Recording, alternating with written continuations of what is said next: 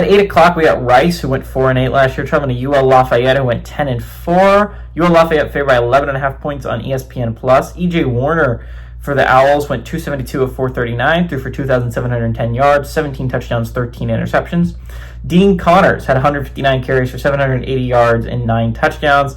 And Matt Sykes had 65 catches for 782 yards and 5 touchdowns. UL Lafayette, their Ben Woolridge went 192 of 291, threw for 2,453 yards, 17 touchdowns, 6 interceptions. Bill Davis had 163 carries on the ground for 796 yards and 9 touchdowns. And Lance Legendre had 49 catches for 826 yards and 6 touchdowns. Rice is 3-3 against UL Lafayette all time. Last game did go to Rice in 2022. Rice is 0-1 when traveling to UL Lafayette. They are 1-1 in one-possession games.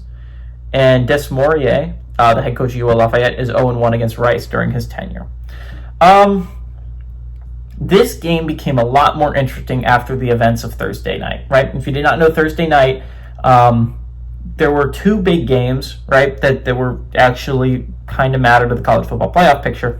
And the first one was the first game of week 1, and it was USF playing Boise State, and USF kicked Boise State's ass, which means suddenly it's a wide open race, right? Boise State had the inside track because of the name recognition and everything, but now they're 0-1. And so now the field is wide open because the team that everyone assumed would be in the college football playoffs lost their first game.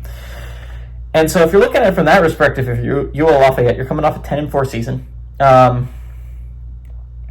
It's not the craziest schedule of all time. And if you're looking at it, there doesn't seem to be anyone that can come out of the Mountain West. Realistically speaking, some people say UNLV, but I mean, I just don't buy it with considering that they really struggled against Idaho State. So if you're talking the Mountain West is gone, the American is so packed with talent, I'd be shocked that if a team like Tulane or Navy or Memphis escaped that with only 0 losses, with undefeated, then yeah, no, they're going, probably. But I don't think that's going to happen. They're going to eat each other. So if you're looking at it from that way, there's really 3 conferences left that I think can legit compete for that group of 5 spot.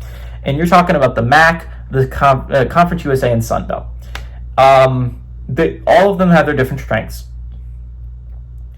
The MAC has one team, really. It would have to be Toledo, and Toledo would have to go and upset Kentucky.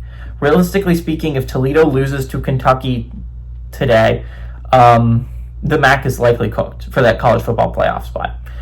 The Conference USA is really interesting to me because it's so weak that a team like Liberty could theoretically just run through it and go undefeated. But all that being said, it's so weak that if you mess up on one spot, you're done. Basically, you're cooked. You're going to be the last one-loss team selected.